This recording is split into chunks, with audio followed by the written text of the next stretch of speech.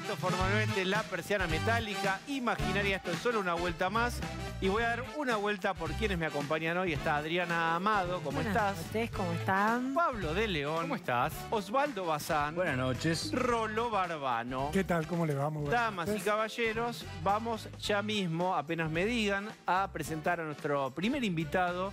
Es un neurólogo, es neurocientífico. Cuando me digan, yo lo presento. Pero antes quiero dar una vuelta por esto que venimos hablando. ¿Qué chances ustedes le ven a que se revierta algo mañana? Yo creo, me la juego, no tengo datos, pero tampoco tengo dudas de que la irritación máxima que provocó los cacerolazos es haber escuchado que la presencialidad se corta. ¿Y por qué? Por el desorden familiar que produce, y hoy decía Horacio Rodríguez Larreta algo que es muy importante, que es que las que padecen eso, básicamente las que se quedan en casa son las mujeres. Las que dejan de hacer sus actividades, las que dejan de ir a trabajar para quedarse con los chicos y remarle los Zooms a los chicos, son las mamás. Pero digo, no es solo una cuestión que tenga que ver con el desorden familiar, sino lo injustificado. O sea, ¿en qué datos te basas para cerrar las escuelas? En ninguno que conozcamos y en ninguno que le haya acercado el comité asesor. Pero el Kicillof dijo hoy, Rolo, y les pregunto a ustedes a qué se refirió, porque yo creo que no explicó, que era mentira lo que decía Larreta sobre que no había evidencia en la decisión y que no estaba basada en datos. El comité asesor epidemiológico que tiene el presidente de la Nación se reunió ayer y algunas de sus integrantes hablaron hoy y dijeron, no hablamos de cerrar las escuelas, en el Consejo Federal de Educación pasó lo mismo. Entonces, ¿en qué se basan para cerrar las escuelas? Y las cifras son cifras nacionales dadas por el Ministerio de Salud de la Nación. Pero los propios, los propios funcionarios de educación de la provincia sostuvieron en el Zoom con los intendentes que había que seguir con las clases. Por eso es lo imprevisto. Está Facundo Manes, va a hablar con nosotros. Hola, Facundo. Hola, Diego. Un placer estar con vos conversando. Bien. Bueno, estábamos hablando de las medidas anunciadas, en la suspensión de la presencialidad al menos 2 semanas. ¿Cuál es tu mirada? Bueno, mi mirada primero es que no podemos involucrar a la educación en una lucha política. La educación es una tragedia en la Argentina desde hace mucho tiempo. Mi segundo punto es que el cierre de las escuelas, hay bastante evidencia, porque ya estamos en un año de esta pandemia y hoy en el mundo hay evidencia. Y la educación presencial no se basa en... O sea, el cierre de la educación presencial no se basa en la evidencia, no hay una evidencia científica sostenible para impedir la educación presencial y además daña mucho a los chicos. Si bien hay que reconocer el enorme trabajo docente que ocurrió el año pasado por educación a distancia, la educación a distancia no es lo mismo que la presencial. La educación presencial es muy importante a nivel de salud mental para los chicos. También mejora o disminuye la violencia doméstica. Tiene miles de efectos. Y para el país es una tragedia la educación de Argentina de hace tiempo. Y ahora lo que tenemos que hacer los argentinos desde hace tiempo teníamos que hacer es dejar de usar marketing y mezquindades políticas de uno y de otro lado, sentarnos, que estamos en una pandemia, comunicar transparentemente, decir no sabemos cuando no se sabe, dar una perspectiva, tratar de buscar una salida común desde diferentes sectores, y eso no está pasando ni en la salud ni en otros temas. Todo lo convertimos en una lucha de facciones, pero repito, lo importante por tu pregunta, si hay que cerrar las escuelas, se debe hacer como última opción y por un periodo muy limitado de tiempo, pero después de un año de pandemia, por diferentes investigaciones en el mundo, se mostró que la educación presencial no aumenta significativamente la transmisión comunitaria, a no ser que en esa cuadra, en esa zona, haya altos índices de infecciones. Así que hay un título de una revista muy prestigiosa médica, se llama British Medical Journal, que sostiene que no hay evidencia científica para cerrar o para impedir la educación presencial y esto además daña a los chicos. Carla Bisotti hoy reafirmó esta idea de que el aula no es especialmente un lugar de contagio y hace foco en el transporte, en la circulación, incluso hubo alguna frase del presidente acerca de que basta ver a mamás y papás en la salida del colegio ahí demasiado juntos charlando, que los chicos se intercambian los barbijos. ¿Cuál es tu reflexión sobre esos argumentos para explicarles? Porque la verdad es que no hubo otros con datos más duros. Mi reflexión es justamente no caer en una lucha de sesgos, de mezquindad política por cada tema que incluye la educación. Mi reflexión es que no estoy acá ni acepté esta nota, te digo la verdad, para hablar de la coyuntura. Lo que quiero hablar es de la tragedia educativa argentina, que ahora se agrava más porque se convierte en una lucha política y no hay sentido común. Lo que debemos recuperar los argentinos, y más en una pandemia donde la gente se está empobreciendo, se está enfermando. A veces pienso que la Argentina es un paciente donde el sistema político le mete más estrés. Y los argentinos estamos exhaustos, no damos más. Así que yo creo que lo último que hay que hacer es cerrar las escuelas. Es más, tenemos que discutir cómo abrir las escuelas, con seguridad, con ventilación, con burbujas, con todo el protocolo, pero tenemos que sentarnos todos a abrir las escuelas de la mejor manera posible. Acá parece que buscamos cualquier excusa para cerrar, y lo último que debemos hacer es cerrar las escuelas, que es una tragedia para los chicos y para el país. Porque un año sin educación presencial, porque hubo educación y los docentes, repito, hicieron mucho esfuerzo el año pasado, pero un año sin educación presencial es una tragedia para la nación de décadas, y además es un impacto mental para los chicos, para la familia. Así que tenemos que hacer todo lo posible para abrir las escuelas, juntarnos, basarnos en evidencia científica, en el sentido común, dejar las mezquindades políticas. Y te quiero recordar que hace un año nosotros, o hace muchos meses hablamos, sí, en este programa, con vos y con tus invitados, tus panelistas, y hablamos de que la dirigencia, estos son datos médicos desde la medicina, la dirigencia tiene que comunicar en forma honesta, tienen que decir no sé cuando no saben, tienen que pensar en el bien común, no en sus intereses electorales, tienen que dar cierta transparencia, horizonte, cierta perspectiva, y estamos en un mismo barco todos, y yo la verdad que siento que no mejoramos en nada, que cada uno tira para su lado, que se usa ahora la educación como instrumento político, pero no veo un debate sensato, y eso a los argentinos nos exhausta más de lo que estamos. Así que me parece que es claro el mensaje. No hay evidencia científica que diga que hay que cerrar las escuelas, y además produce un daño tremendo en los chicos. Si hay que cerrar una escuela, que sea algo muy transitorio, no como el año pasado que estuvimos un año sin clases presencial. Entonces, la verdad que estamos muy preocupados todos los argentinos, la sociedad. Yo valoro a la sociedad que ha reaccionado. Yo creo que lo positivo de todo esto es que la sociedad ha puesto la educación como tema central. Para los que veníamos hablando hace años de que la educación es central para el ser humano y para la sociedad y para el país, hoy es una nueva oportunidad para, en serio, discutir la educación y la prioridad que le damos los argentinos a la educación. Lo que no quiero caer es en las facciones políticas, o no quiero caer en la grieta con este tema además. No, yo no te voy a preguntar qué opinás de una declaración o qué pensás de Axel Kicillof, porque sé que no es tu menú deseado ni habitual, pero sí era importante, Facundo, tu definición sobre esta medida de 15 días. Te pregunto, y antes de abrirle el juego a mis compañeros, ustedes en INECO hicieron investigaciones y tienen números de lo que sucede con la suspensión de clases. ¿Qué es lo que encontraron en INECO sobre esto? Muy buena pregunta, porque no lo tenía en mente para contarlo y es muy, muy importante. Así que te agradezco, Diego.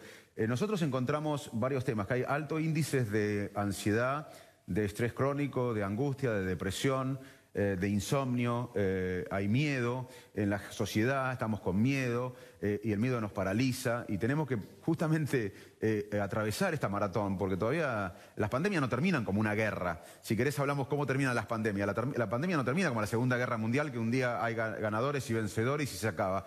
Esto es una maratón que vamos a tener mucho tiempo por delante, nos guste o no, tenemos que aceptarlo. Por eso es importante que la dirigencia dé perspectiva. Y estamos agotados, estamos con estrés, ansiedad, pero sobre todo hay 5 grupos vulnerables. Los chicos, los adolescentes la están pasando muy mal, y justamente por eso la escuela no es solamente aprender un dato, la escuela es sociabilizar, nosotros somos seres sociales, la escuela es estar con nuestro grupo, la escuela es también menos violencia doméstica, es comer. En la Argentina la presenciabilidad también es comer para los chicos. Y además la escuela en la Argentina es necesaria porque no vivimos en un país nórdico donde todo el mundo tiene conexión a internet ni computadoras. Esta falta de educación presencial de un año ha aumentado la desigualdad, que ya teníamos una desigualdad educativa. Teníamos una tragedia educativa global, nadie se salva, ningún partido político, ni nadie que ha gobernado se salva de la tragedia educativa argentina. Pero los chicos están modulando las emociones, el cerebro termina de desarrollarse después de los 20 años y esto los afecta, hay mucho estrés, hay mucha ansiedad, angustia en los chicos. También otro grupo que está afectado son las mujeres, por el trabajo inequitativo doméstico que todo esto ha producido, por la violencia doméstica. También los mayores, los adultos mayores, ya había una epidemia de soledad antes de la pandemia que se agravó. Nosotros, los que trabajamos en el sistema de salud, el personal del sistema de salud no da más, está exhausto, y además la gente pobre, inclusive los que sufren la falta de educación presencial son los sectores más vulnerables, porque los sectores más acomodados o tienen conexión a internet, o tienen computadoras, o tienen padres que tienen tiempo para hablarles por lo menos, o para educarlos. Esto siempre afecta, es como la inflación, es el peor impuesto para los pobres. También esta falta de educación presencial es lo peor que puede hacer una sociedad para los jóvenes vulnerables. Y muchas veces se producen cuestiones de sindicatos y demás, y para mí es una traición a la patria esto que está pasando, sinceramente, porque estamos hipotecando nuestro futuro. Así que la investigación de INECO mostró que hay 5 grupos vulnerables: los jóvenes, al impacto mental de la pandemia, las mujeres, los mayores, nosotros que trabajamos en la salud, y los pobres. Y también un estudio... Y los adolescentes. Y un tema reciente que acabamos de analizar estos días con Fernando Torrente, que dirigió el estudio, el licenciado Fernando Torrente, encontramos algo muy interesante que, por lo menos antes hace unos días fue esto, terminamos de analizar los datos hace unos días y encontramos que cierto sector de la sociedad estaba dispuesto a acompañar medidas restrictivas sin que se afecte la educación o algunas cosas esenciales. Y también otra cosa interesante que encontramos es que si había afinidad al gobierno, había más afinidad a cumplir las medidas restrictivas que si no había afinidad al gobierno. O sea, otra vez, los sesgos que vos conocés bien, Diego, afectan en todos los temas. Y lo que tenemos que hacer es volver al pensamiento crítico, volver al bien común y dejar la lucha de facciones. Bien, Adri. Sí, mencionabas el tema de la comunicación de gobierno y de los grupos vulnerables, que son además a los que menos se les comunicó. ¿Qué debería tener una comunicación para generar un poco de contención en esos grupos? Excelente pregunta también, porque hay un trabajo científico que publicó la revista Lancet, que ahora todo el mundo conoce porque es una revista prestigiosa que los médicos y los científicos conocíamos, pero ahora la sociedad conoce. En marzo del año pasado, que analizó muchos estudios de la epidemia del sudeste asiático con un brote en Toronto que hubo en la época del 2000, en la década del 2000. Y esta revista científica responde tu pregunta porque dice que los líderes en medio de una epidemia o pandemia tienen la obligación de, en una sociedad que está con un estrés total, los líderes tienen que comunicar claramente, tienen que decir no sé cuando no saben, tienen que pensar en el bien común, tienen que dejar la lucha de facciones, la lucha política, tienen que dar ciertas perspectivas, tienen que informar a la población por qué se va a tomar una medida que por ahí en el corto plazo es perjudicial en beneficio del largo plazo. Si eso no lo hace la dirigencia, que para mí no lo está haciendo de ningún sector, en Argentina vemos una lucha, una riña, una pelea, pero no vemos sentido común, calma. Eso a un pueblo estresado, una sociedad estresada, la estresa aún más. Así que la comunicación es esencial, y la forma que se comunica. Y hay protocolos, hay guías desde la ciencia y la medicina sobre cómo un dirigente tiene que comunicar. Pero lo que no tiene que hacer es pensar en su próxima elección. Lo que tiene que hacer es pensar en el bien común. Y además, esto mejoraría un poco el estrés que estamos viviendo los argentinos, porque nosotros podemos hacer muchas cosas para combatir o mitigar el efecto psicológico de lo que estamos viviendo, de la pandemia, además. Pero también cómo comunica la dirigencia, que es un poco tu pregunta, nos afecta positivamente o muy negativamente, según cómo comunica. Así que la comunicación de la dirigencia es de una responsabilidad enorme sobre nuestro bienestar también. Bien. ¿Rolo? Facundo, el presidente dijo que había hablado con maestros de chicos con capacidades diferentes, con chicos con discapacidades, y que en este contexto se les hacía muy difícil trabajar con estos niños porque ellos no entendían lo que ocurría, no entendían la gravedad de la enfermedad. ¿Hay alguna evidencia científica de que esto sea así? Y en tal caso, ¿no es mejor que estén adentro de una escuela recibiendo educación que mandarlos a la casa? Primero, ya que nombraste este grupo tan importante en una sociedad que son las personas o los niños con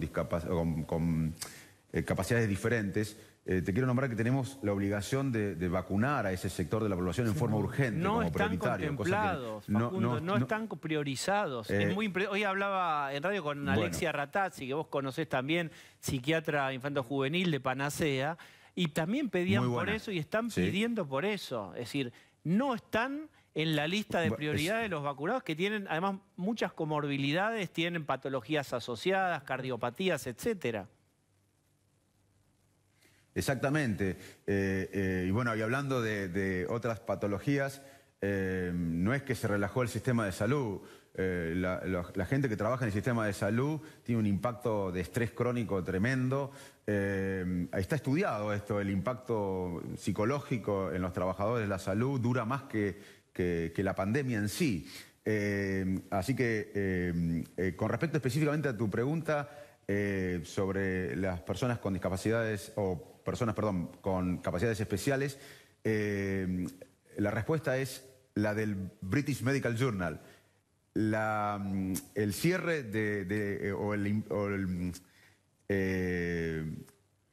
el impedimento de la educación en forma presencial no tiene evidencia científica y aplica lo mismo que para la población en general y causa un daño a los chicos. Repito, esto es una editorial de una de las revistas médicas más importantes, el British Medical Journal. La educación presencial debe seguir, debe ser cerrar la escuela debe ser lo último que debemos hacer, porque cerrar las escuelas no tiene evidencia científica, sea para personas con capacidades diferentes o para cualquier persona. Es lo último que deberíamos hacer como país. Es más, debemos luchar en cómo sostener abiertas las escuelas. Y si tenemos que cerrarlas, tiene que ser por pocos días. Lo que pasa es que acá tenemos miedo que la ola siga y que esto se prolongue. Pero Facundo, el año pasado vivimos algo que es una tragedia. Si hubiera un lazo de confianza con la palabra presidencial, exacto, por supuesto no estoy haciendo una generalización de toda la sociedad, porque obviamente mantiene una base que lo apoya firmemente, pero la otra parte, a la que sí también apoyó Alberto en el primer momento, ese lazo se quebró y ahora aparecen dudas, y muchos dudan de si va a ser por 2 semanas solamente. Por eso hay tanta resistencia. Pero muy bueno, la confianza, es más, yo creo que el problema de la Argentina en el fondo no es económico, es de confianza. El problema de la Argentina es de confianza también en las instituciones, en la dirigencia. Entonces, acá nadie puede tener la primera piedra. Yo no quiero entrar en la lucha de facciones, porque acá cada tema, cuarentena sí, ¿se acuerdan de todo lo que vivimos? Cuarentena sí o cuarentena no. Si alguien era afín a un grupo político, no importaba la evidencia, importaba pertenecer a la tribu. Vos lo sabés bien, Diego. Entonces yo quiero en este tema también decir que la falta de credibilidad es del sistema, porque acá muchos dirigentes, perdón, no quiero nombrar a todos porque no es todo, pero muchos sectores y muchos dirigentes aprovechan cada tema para una especulación política o electoral. Así que la falta de credibilidad de la sociedad no es con un sector, me parece a mí que es mucho más amplia que un sector. Osvaldo. Pero claramente la credibilidad en tiempos de pandemia es fundamental. Porque una sociedad o un ser humano puede hacer un esfuerzo si hay un proyecto común, un bienestar común. Acá sentimos los argentinos, no por la pandemia, de hace tiempo sentimos los argentinos que el esfuerzo que hacemos es en vano. O sea, muchas sociedades hacen esfuerzo, pero no es en vano, es para progresar. Acá venimos con una decadencia crónica, una involución crónica, y ahora con la pandemia tampoco vemos que el esfuerzo valga la pena. Sí, doctor, buenas noches. Eso es falta de credibilidad. Usted dice con mucha razón que hay que sacar el tema de la grieta, cosa que estamos todos de acuerdo. Ahora, cuando vemos los últimos acontecimientos, tenemos un lado de, para simplificarlo, un lado de la grieta diciendo no va a haber clases porque no tiene que haber clases, y otro lado de la grieta que dice con datos, bueno, esto es porcentaje, esto pasa, esto es así. Digo, ¿no está ya la grieta dada en esas dos posiciones? No, no está dada porque la educación argentina viene en declive desde hace...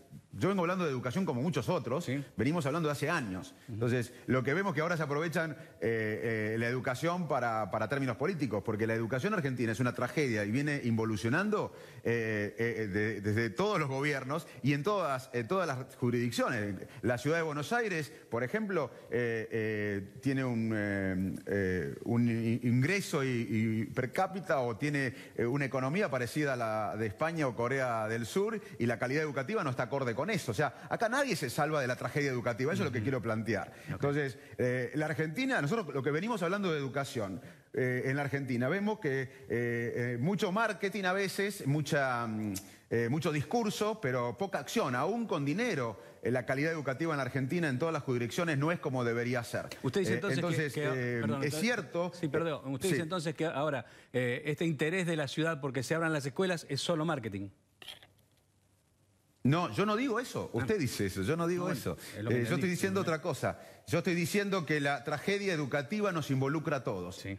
A vos, a mí, a todos. La Argentina tiene una tragedia educativa que ahora se profundiza más. Y yo lo que quiero decir es que no es que un sector habla con la evidencia y otro sin la evidencia. Me parece que esa es una afirmación que yo no estaría dispuesto a confirmar. Eso es un poco, porque tu pregunta fue, hay un sector que habla con la evidencia, hay otro sector que no habla con la evidencia. La evidencia es que la educación argentina es una tragedia de hace años. La evidencia dice que no se puede hacer una campaña política o marketing político por la educación. Y la evidencia dice que cerrar las escuelas no tiene evidencia científica, como dije antes, y que daña a los chicos. Pero tenemos que sentarnos todos a hablar de esto. Yo celebro que mañana, entiendo que mañana el presidente con el jefe el intendente, el alcalde de la ciudad se junten. Yo celebro eso. Yo no estoy hablando de... yo nunca critico a ningún sector. Lo que digo es, Argentina es una decadencia porque todos somos un poco responsables. Nadie puede tirar la primera piedra. Facundo Manes, muchísimas gracias por este rato. A ustedes, gracias a ustedes. Bueno, muy bien. Seguimos recibiendo... no. Sí. Aló. Muy interesante lo que acaba de decir Manes, ¿eh? Estoy total y absolutamente de acuerdo.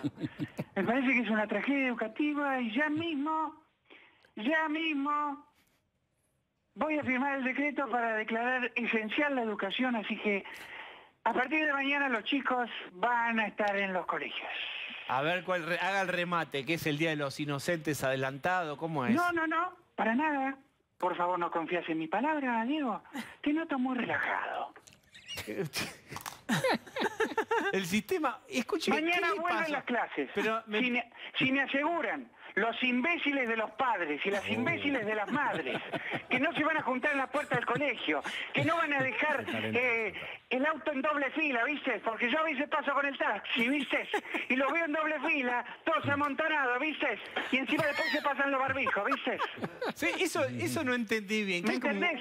Si los padres me prometen eso, entonces vuelven las clases, ¿viste?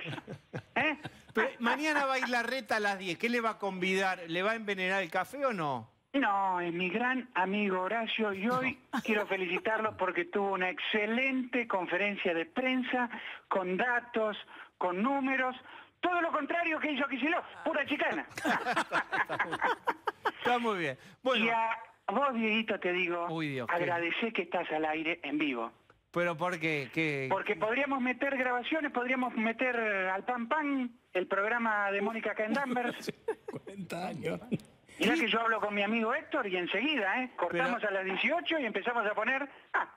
Héctor no me deja mentir. ¿Qué quedó de aquella frase en el Malva que hizo ilusionar a un Alberto que no fue? Héctor no me deja mentir. Así es, los hizo ilusionar a ustedes, qué boludo. Muchas gracias. Gracias, presidente. Bueno, muy bien. Recibimos a la autora de este libro que quiero mostrar, si me acompañan. Es María Victoria Barata. autora de No Esenciales, la infancia sacrificada. Ella es historiadora y viene investigando en los últimos tiempos los efectos de que los chicos no vayan a clase. Y además integra Padres Organizados, que es este colectivo que tiene representación en todo el país y que emergió de la sociedad civil de papás que, además de atajar los penales de la vida, que son muchos, el alquiler, el ingreso, esto, lo otro, se hicieron un tiempo para poder preocuparse con qué pasa con la educación una vez que despachás a tus hijos en la combi o en la puerta del colegio. Gracias por venir. No, gracias a ustedes por invitarme. Bien, ¿cómo nace No Esenciales? Y en realidad es el resultado del trabajo que hice dentro de Padres Organizados, que me tocó un poco el rol, o asumí un poco el rol de juntar toda la evidencia científica de la que hablaba Facundo sobre COVID, niños, apertura de escuelas en el mundo y también los costos de las escuelas cerradas, porque veíamos desde el año pasado que no había ni una comunicación desde los líderes políticos ni correcta, ni una información que llevara cierta tranquilidad o que estuviera basada en la evidencia científica. Entonces, bueno, con la ayuda, me empezó a ayudar, no sé, pediatras, economistas, epidemiólogos, un montón de gente me empezó a pasar la evidencia, a ayudarme a interpretarla. Sí. Y en enero, nada, los libros del Zorzal me convocó para transformar eso en un libro que fuera una guía para los padres. Vos sos historiadora, sí. Lees mucho, estás en contacto con datos, con un montón de información. Decime algo que te haya llamado la atención hablando con... ¿Cuál es un dato que decís, che, pero esto yo creo que no se está sabiendo mucho? Que te haya resultado algo contundente. No tiene tanto que ver con la educación, pero a mí lo que más me choquea es, y que no se haya dado respuesta a eso, es que los abusos a los niños, tanto digamos a nivel violencia o sexuales, la escuela es el lugar principal en donde se detectan. Donde esos chicos se dan cuenta que lo que le venden como un juego en realidad es un abuso. Y es un porcentaje importante. Hay cifras diferentes, pero estamos como que un 30% de las denuncias por abuso caen con las escuelas cerradas. Entonces hay muchos niños, niñas y adolescentes sufriendo en silencio. A mí es una de las cosas que más me pone la piel de gallina y que no encontrábamos respuesta cuando formamos Padres Organizados en septiembre, entre muchas otras cosas. Pero... Es un dato muy duro el que das, muy impactante, porque nadie habla de que ese sea un elemento de pérdida con las escuelas cerradas. Es que muchas veces el lugar donde se pueden rastrillar cosas que no están funcionando bien es en la escuela, porque los maestros revisan o pueden ver dibujos o frases o conductas que no son adecuadas y pueden empezar a explorar con el gabinete psicopedagógico o con quien corresponda al colegio y empezar a indagar, porque si no los chicos están muy aislados y muy solos. No vamos a generar pánico con esto, es una enorme minoría, pero existen muchos casos de abuso y siempre son dentro de ámbitos familiares, en estructuras familiares complejas, etc. Diego, perdón que me meta, pero hasta se detecta la violencia de género en la escuela. Claro. A las madres de los alumnos, se detectan las adicciones y, por supuesto, y esto tampoco se está diciendo, se detecta el COVID. Hay lugares, uno piensa siempre en la escuela de Capital, pero hay lugares de la provincia de Buenos Aires donde la única presencia estatal es la escuela. Y la única forma de saber si en ese barrio, en esa zona, hay COVID, es la escuela. El único contacto con un ojo que mira un poco cómo está la cosa en un individuo, una estructura familiar, el estado presente está ahí en la escuela, mirando. Diego, cuando yo voy al conurbano a ver casos de inseguridad y ves lugares que parecen dinamitados, donde no hay caminos, la única luz de civilización que ves es la escuela, la escuelita, que por ahí el intendente puso un mango y la pintó y los padres hicieron eso, y cuando la ves cerrada, lo que ves al lado es un campito donde están los pibes que deberían estar adentro, afuera. Por eso lo absurdo del cierre, y por eso le quería preguntar a María Victoria, que yo la seguía hoy en Twitter, y ella decía, no tenemos que salir a impedir el cierre el lunes, el martes, sino tenemos que evitar hoy que cierren. ¿Por qué vos sentís eso? ¿Por qué hoy hay que movilizarse y no esperar a la reunión de mañana de Alberto, a ver qué va ocurriendo con la justicia y con toda esta situación? Esperar a la reunión de Alberto con Larreta y en todo caso ver lo que hace la justicia, me parece que es correcto. Lo que no me parece es ya dar por perdida la batalla y decir, bueno, el lunes están cerradas las escuelas, ¿qué es lo que vamos a hacer con los niños? Porque la realidad es que esta decisión no está basada en evidencia científica, entonces no fue planificada, es contradictoria con lo que había dicho la propia ministra de Salud y el propio ministro de Educación. El año pasado las cuarentenas se fueron alargando durante muchos meses, entonces la verdad es que no tenemos una certeza de que en 15 días se vuelvan a abrir. Ni hablar que no estamos probablemente no estemos todavía en el pico de la segunda ola y que con el correr de los días va a ser cada vez más frío y la ventilación de los hogares, la ventilación es como una de las pautas fundamentales para prevenir la transmisión del virus, se va a hacer más difícil. En las escuelas está más protocolizado, abrirán las ventanas, los chicos tendrán que estar con campera, pero eso es lo que pasó, por ejemplo, en Europa, ¿no? En Europa estuvieron abiertas o desde principio del año pasado, o desde mayo, depende del país, o desde septiembre. Y en algunos países cerraron en enero y febrero. Pero no hay fotos de blanco y negro después de la Segunda Guerra y de los bombardeos en Japón, de Hiroshima y Nagasaki, de nenes con gamulán en el medio de la nieve, en una plaza tomando clases. Sí. Es decir, hay algo que tiene que ver con la voluntad, el ingenio, etcétera. Ahora, déjeme chequear esto. Te pregunto a vos, al que sepa contestar esto, ¿es hipervinculante que hay que cerrar el lunes si no llegan a un acuerdo mañana? ¿O un jardín de infantes puede decir, ¿saben qué? O un colegio, nosotros abrimos y los docentes que quieran venir pueden dar clase y las mamás y papás que quieran mandar pueden hacerlo. Hay dos elementos. Es como una ley. No, hay dos elementos. Primero, que la información que está dando en este momento el colega Ignacio Miri en Clarín es que el DNU sale esta medianoche. O sea, lo que charlamos antes con Nico Viñas, que a la medianoche se va a conocer el texto del DNU, con lo cual Larreta va a la reunión con esto confirmado. Y después, que el DNU tiene la fuerza de una ley, con lo cual vos estarías desafiando desde un colegio, desde una jurisdicción una ley, y esto no Diego, es como si mañana se prohibiera matar a alguien en particular y vos dijeras, no, yo lo voy a desafiar. Sí, por supuesto, desafiarlo podés, una ley, pero vas a tener... Perdón. Con una excepción. Déjame agregar esto, Osvaldo. Con una excepción. Hay muchos jardines de infantes, sobre todo, que son los que se fundieron el año pasado, los maternales, que ya avisaron a los padres que si llegaban a cerrar, ellos van a abrir igual, que va a haber jardines blue. Pero eso no quiere decir que ellos puedan desafiar la ley. Lo van a hacer clandestinamente. Anoche ya había en la ciudad de Buenos Aires un DNU por el cual uno no puede estar en la calle después de las 11 de la noche. Sí. Digo, ¿no? Y anoche hubo gente en Olivos hasta más de la 1 de la mañana, casi 2 de la mañana. Yo lo que estoy diciendo es, no sabemos cómo va a reaccionar la sociedad civil, porque lo que se está viendo es que mucha gente cree que esta legislación es irracional. Lo están viendo. ¿Qué puede pasar si sacan si un colegio, un jardín de infantes que tiene problemas justamente porque los padres le dicen si no me das clase no te puedo pagar y se funden y sacan los bancos a la calle? El tema es quién va a mandar la policía, porque ese es otro problema que está asociado con todo Ahí está, porque además el presidente dijo en el comunicado donde ayer, muy en primera del singular, yo voy a hacer cumplir, yo le di instrucciones muy como el general del ejército diciendo las fuerzas de seguridad. No es del menú kirchnerista apelar a las fuerzas de seguridad y mucho menos a las Fuerzas Armadas para lo sanitario. No, pero tiene un problema. Igual rebobinaron. Ya hubo una restricción, sí, con las Fuerzas Armadas, sí, pero hay una restricción vigente, como bien decía Osvaldo, de circulación después de las 11 de la noche, que no se está cumpliendo.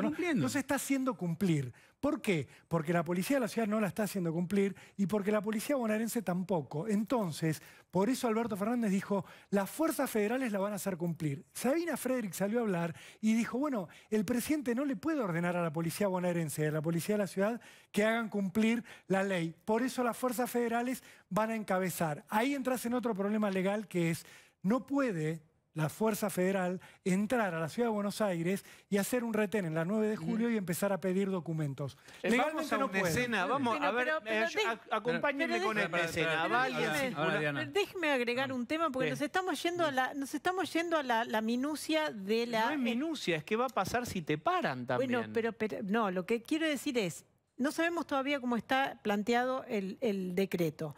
Y además... agregaba, por lo menos en el discurso del presidente, que dependía de cada localidad. Pero yo creo que acá aparece un actor que estamos olvidando en esta discusión, que es la sociedad. Eso. La sociedad fue la que cambió la historia de las escuelas.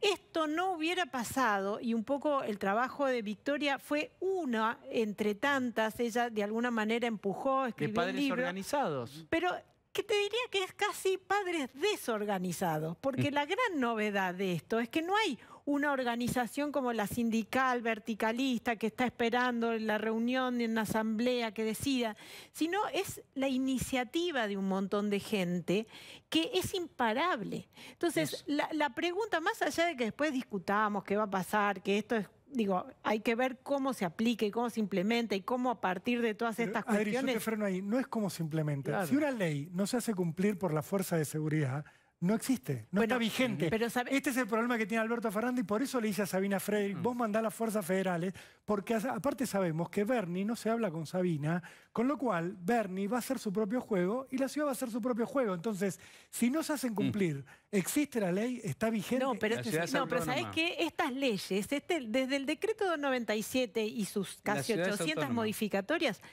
son tan ambiguos en esos puntos que son incumplibles. O sea, no es que la ley no sea cumplible, es que no es una ley, y creo que es parte de esta, digamos, de esta inquietud y de esta incertidumbre. ambigüedad. A ver, Era, igual vamos yo- viendo, igual todo yo- ese decreto era vamos viendo y por ahí la podés ¿De cumplir, quién por ahí depende no. un jardín, un primario, un secundario? La ciudad es de la autónoma. ciudad. Sí, Puede revelarse un director o directora y dice resistiré y se pone abajo del mástil canta, y y dice canta resistiré. y canta resistiré. legalmente no, Diego. Que No lo lo vayan puede a hacer es hacer. otra historia. Tiene algo para decir María Victoria. A ver, María Yo creo Victoria. que por eso decidieron cerrar las escuelas, porque es lo único que en lo que se garantizan que tienen el poder de cerrarlas. Sin- Controlar la circulación, controlar que todos los bares cierren, controlar que todos los negocios cierren y tengan los protocolos, es más difícil. Es completamente así, es cierto. Es más Pero- fácil cerrar una escuela y Es más que no- fácil obligar a los chicos a no educarse Claro. que hacer que un negocio no abra las puertas. Sí, no Esto van a es un hacer hecho y aparte, en teoría, nadie pierde plata, no parás la actividad económica. Esta es la facilidad que le da cerrar las escuelas y lo que no se está diciendo, sumado a la presión de los gremios, que es un factor gigantesco en todo esto, del cual tampoco estamos ¿Dialogan hablando. ustedes con los gremios? ¿Tienen algún tubo de comunicación allí o es...? No, yo hablo por mí, porque como dijo Adriana, no es que esto es como un movimiento de la sociedad civil que nos excede, digamos, y que ya es de todos, ¿no? Pero no, nos han llamado funcionarios y hemos participado también, algunas de mis compañeras, en digamos, Zooms para charlar sobre la educación y hay representantes de distintos sectores. Ahora, esta cuestión de los gremios más combativos, ¿no? De los que parece que el gobernador de la provincia es como el representante, porque, digamos, finalmente cede ante esas presiones y no oficia como árbitro entre las distintas partes e incluso garantizando el derecho a la educación de los niños, que son los más vulnerables, y sobre todo de los niños pobres, porque esto, como también decía Facundo, está probado en todo el mundo, que el cierre de escuelas fundamentalmente afecta a los niños pobres, es predictor de pobreza futura, entonces, y acentúa todas las desigualdades que ya existen en Argentina. No, digamos, lo más importante de todo esto es que desde que se empezó la cuarentena y la pandemia, emergió de la sociedad civil un actor social que no Exacto, existía. exacto. La señorita y tantos otros señoritos y señoritas que Exacto. dicen, nosotros ahora tenemos tiempo y sobre todo mucho deseo de ver qué es lo que está pasando en las aulas, qué pasa en los colegios, nos queremos meter, viste como vos decís, ¿no estaban representados los padres o los alumnos en la mesa? Los alumnos con los centros de estudiantes, etcétera, marginalmente, porque no sé si son representativos en todos los colegios.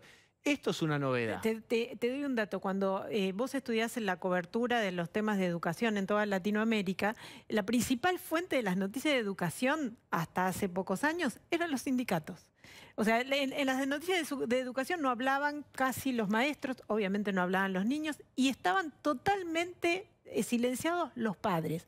La gran novedad de este movimiento es que los padres no solamente toman la palabra, sino que sin esas estructuras conocidas fuerzan una decisión ¿Qué hizo que el ministro de decir no se puede, hacer parecer el abanderado de las escuelas abiertas? Hubo un movimiento fuertísimo de todo el año pasado y principio de este que le torció la mirada a Trota. Exacto. Y Trota fue un abanderado de la presencialidad en los últimos tiempos. Este año, Diego. Pero eso es gracias a ellos, ¿eh? Sí, es verdad, pero también no nos olvidemos de algo. Yo hablaba mucho de esto el año pasado. Los chicos, por sí mismos, no tienen representación, no salen a marchar. Claro. Como otro sector, los gastronómicos los estamos viendo, por supuesto, están hablando con el periodismo, diciendo a mí me afectan. Los chicos no.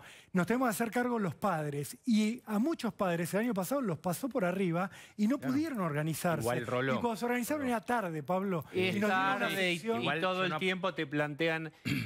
Armate un partido político y presentate a elecciones. Dicen, siempre está chicana. Pero igual no podemos comparar. Frases psicopáticas. ¿Cuál? No los hubieras tenido, te dicen. Los que no tienen hijos o que se olvidaron cómo era tener hijos, te dicen, bueno, ¿qué te molesta tener? ¿Tanto te molesta tener a tu hijo en tanto te molesta? No lo hubieras tenido. Y al fin y al cabo uno tiene que decir, para la educación es de todo el país, no solo de los padres. Yo no compararía que...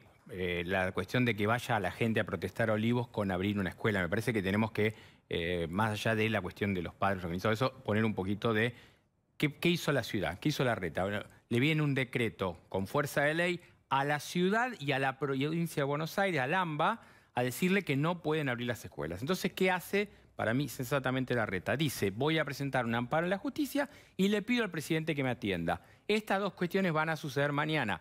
Le va a pedir a Alberto algo que dijo lo contrario, porque Alberto ya dijo que va a cerrar las escuelas, muy difícil que vuelvas atrás, y va a ir a la justicia. Entonces me parece que son los caminos lógicos, y en la cuestión de abrir una escuela no es marchar a Olivos y cacerolear, me parece que hay una diferencia abismal entre eso la ciudad es autónoma y como cualquier provincia es la responsable de la educación y la seguridad dentro de la provincia. Estás omitiendo, Osvaldo Bazán, la frase de Kicillof hoy donde dijo la ciudad es el epicentro de los contagios.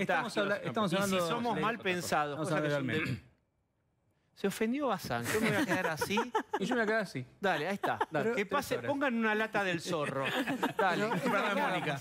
El año pasado no eran los runners los que provocaban. Pero por eso siempre llevaban el virus desde la capital federal hacia el conurbano. Déjame Rolo ser mal pensado. El otro día con Nico Wiñaski, Guado de Pedro, empezó a decir que podría haber una cepa Caballito, una cepa Belgrano, una cepa Buenos Aires. No dijo una cepa, no dijo una cepa de la provincia, no dijo cepa Matanza. Está muy direccionado y hay una cuestión semántica de empezar a implantar la idea de que la peste está en la ciudad de Buenos Aires. Yo creo que contradicen los testeos. Bueno, este es el problema. Claro, los casos, los contagios lo contradicen. Es como mentir sobre si la lluvia moja. Hablando de frases psicopáticas, yo que la sigo en Twitter, ella tiene una cantidad de gente que le objetan. ¿Por dónde viene la reacción que recibís a diario del trabajo que haces? Fue cambiando a lo largo del tiempo. Primero era asesina de niños, porque nunca se comunicó bien desde el Estado que los niños el COVID no es especialmente letal con los niños, que los niños contagian menos y se contagian menos, que los adultos los contagian más, y no es que el niño mate al abuelito es una excepción y no la norma. Entonces, primero la asesina de niños. Porque a los niños los tuvieron confinados, eso sí fue récord mundial, entre 90 y 120 días. Yo empecé con ese tema. Y después, bueno, asesina de docentes, me quiero sacar a mis hijos de encima, no se aguanta más a los hijos. ¿Para qué los tuviste? ¿Para qué los tuviste? Y después, bueno, muchas respuestas desde sectores progresistas que ahora yo creo que cambió eso. Yo estoy contenta que veo que... Quiero proponerte un juego. Lo que te decían y lo que te dicen si cambiaron los sectores progresistas después de la tanda, nunca vendí una tanda como voy a vender ahora. ¿Querés saber lo que pensaba el progresismo y piensa, este programa es único? Dale.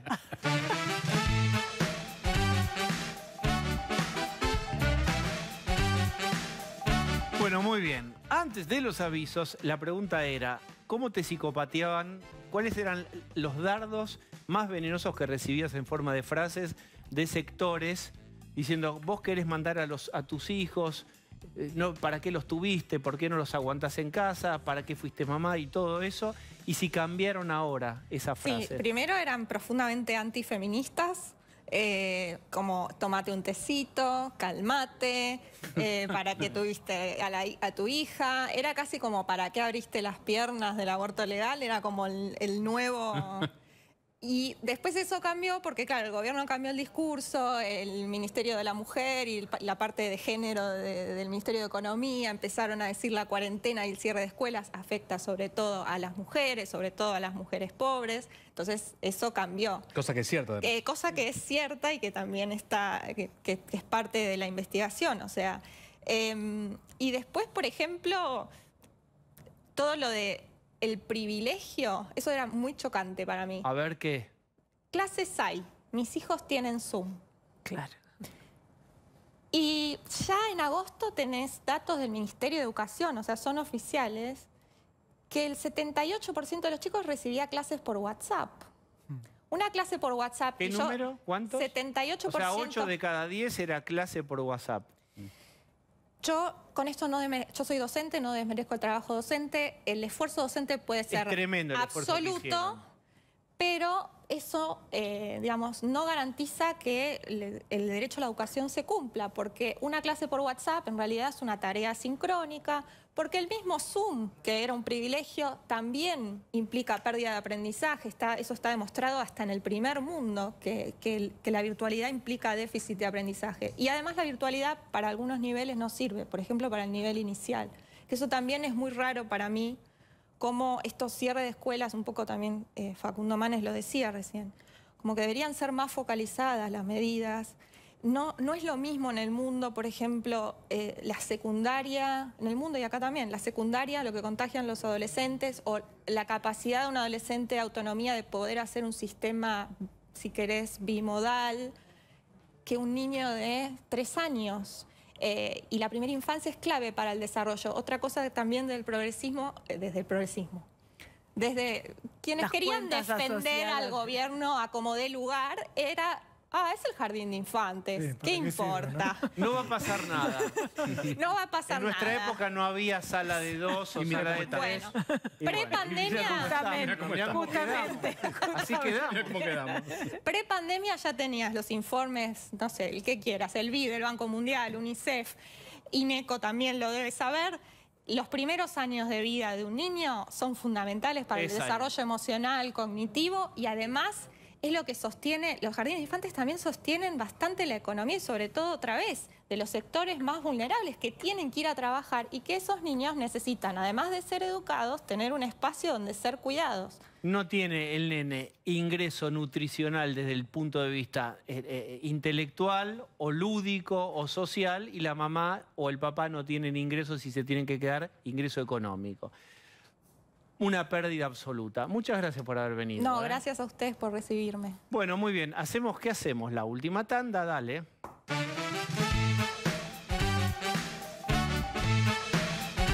Bueno, como con un trabajo no alcanza, Osvaldo Bazán se va corriendo a Ya Somos Grandes con Diego Leuco y obviamente le dice a Diego Leuco que lo quiere mucho más que a mí y todo es la escena de celo de celo. Elijo a Diego.